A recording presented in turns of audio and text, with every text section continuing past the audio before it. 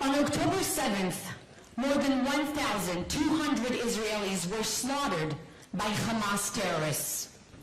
More than 300 of them were women. Some of these women were murdered twice. The first time, when bloodthirsty Hamas terrorists committed shocking acts of sexual violence against them. They abused Israeli women. They mutilated Israeli women. They raped Israeli women. In certain cases, they did so in front of their loved ones. The second time these women were murdered was when terrorists put a bullet in them.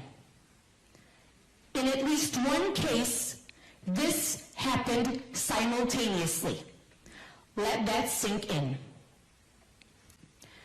Today, you will hear abundant evidence of these atrocities. Because, as I said, these women were murdered 2 times. We will not allow for a third time to take place through denial and neglect, a refusal to acknowledge and grieve them.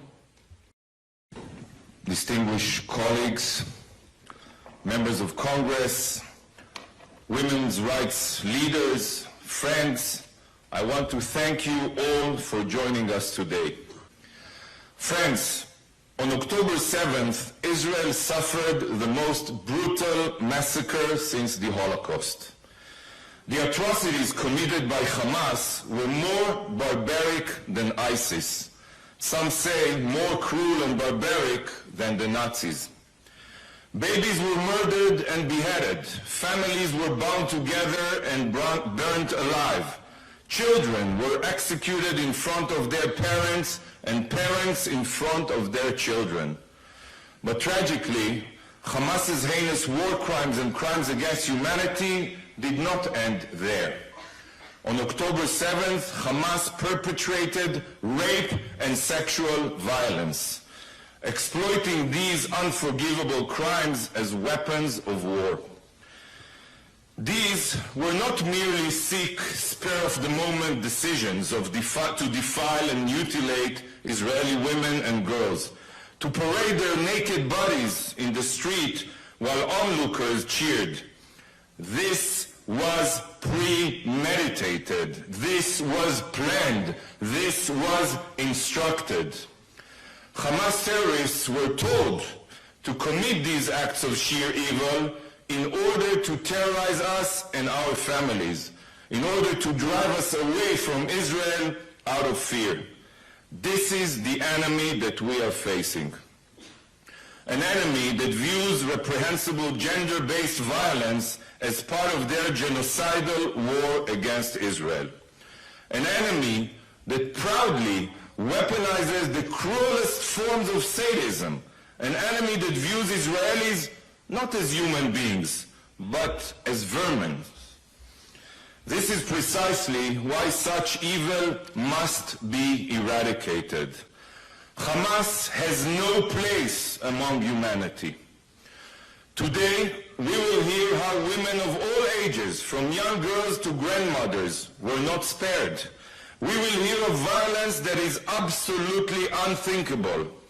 We will hear the voices of those who can no longer tell their stories, and this is why today's event is of the utmost importance. Sadly, the very international bodies that are supposedly the defenders of all women showed that when it comes to Israelis, indifference is acceptable. To these organizations, Israeli women are not women. The rape of Israelis is not an act of rape. Their silence has been deafening. I even sent photo evidence of Hamas's crimes in 2 separate letters to UN women, which have both been ignored. Only 2 days ago, nearly 2 months after Hamas's massacre, as UN women showed an ounce of recognition, but this is too little, too late. UN women ignored all of the proof and were blind to all the evidence, including video footage of clear testimonies of sexual crimes. Instead of immediately supporting the victims, UN Women brazenly suggested that Hamas's gender-based violence be investigated by a blatantly anti-Semitic UN body. This is UN Women's response. So I will state clearly today, the investigation that truly must be carried out is an investigation of UN Women's indifference to the heinous crimes against Israeli women.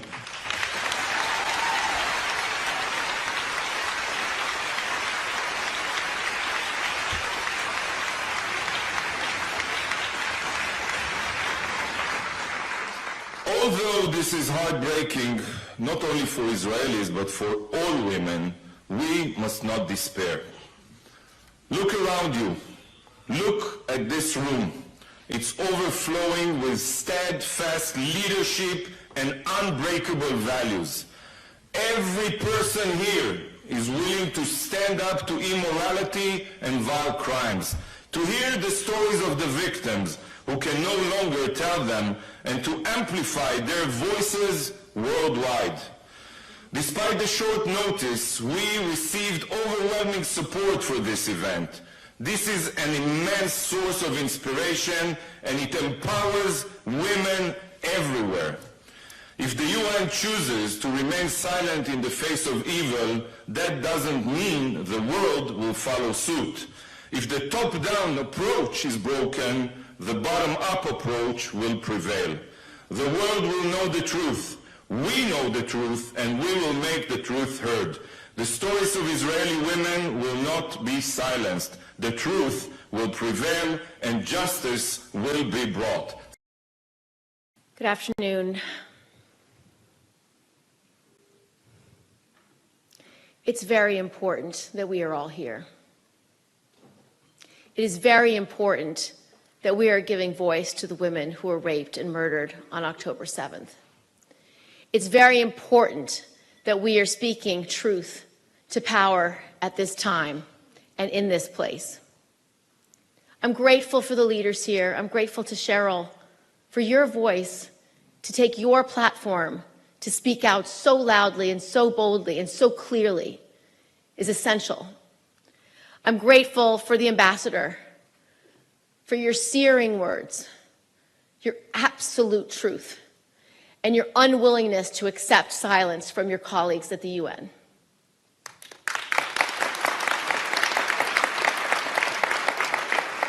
I want to thank Sheila and for the National Council of Jewish Women for standing so firm, for refusing to be silenced in this moment, and to bring the world community to bear. When I saw the list of women's rights organizations who have said nothing, I nearly choked. Where is the solidarity for women in this country and in this world to stand up for our mothers, our sisters, and our daughters?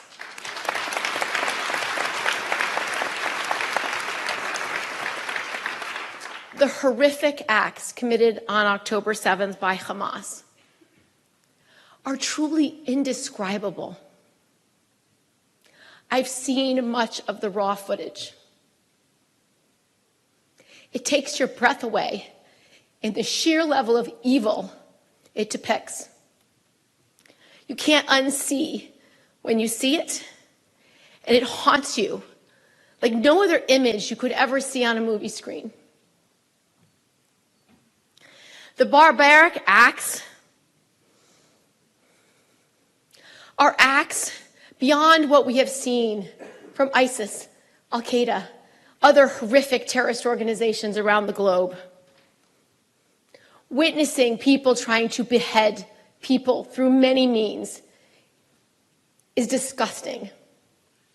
Hearing the testimony about what has happened to women, the types of dismemberment, the types of sexual violence to degrade them, to bring fear in their final moments, to bring fear in the eyes of those who had to witness the atrocities is unspeakable. While it is very hard to tell these stories, while some don't want to show the actual videos and pictures, we must demand it. We have to demand that people see what happened and to know it is truth.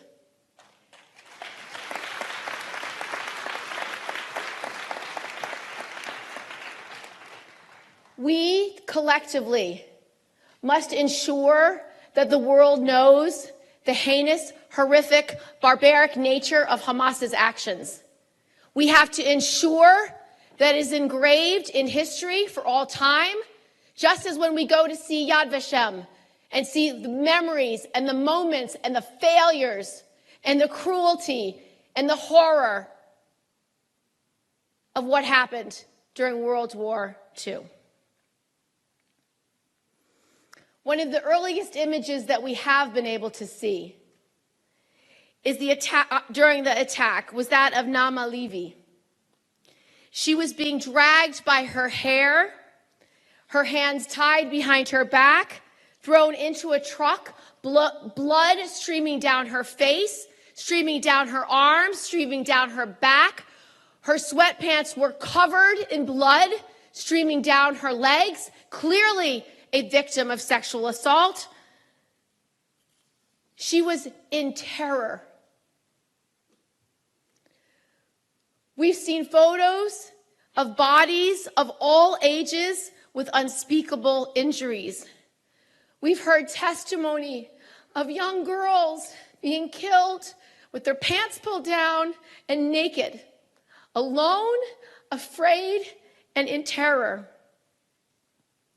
The mountain of evidence, forensic examinations, eyewitness testimonies from survivors and paramedics, video footage from Hamas itself, the words of Hamas declaring victory about the 10 people that he killed to his mother, recorded on his cell phone. It embodies a level of evil we don't see. It's hard to hear. It's hard to witness. Rape's been used as a weapon of war for centuries, a deliberate form of torture that serves to dehumanize and terrorize not just the women, but the entire community.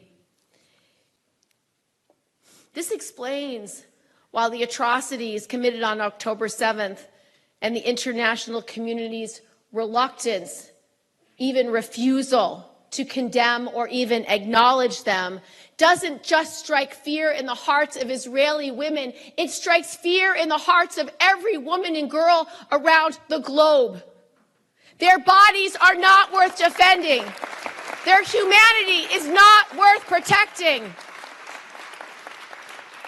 The world community must do more. It must demand accountability for these intolerable crimes. The United Nations must denounce Hamas as a terrorist organization that uses rape as a weapon of war. The United Nations must live up to its purpose of upholding the principles of international law, and the United Nations must condemn these evil crimes against humanity.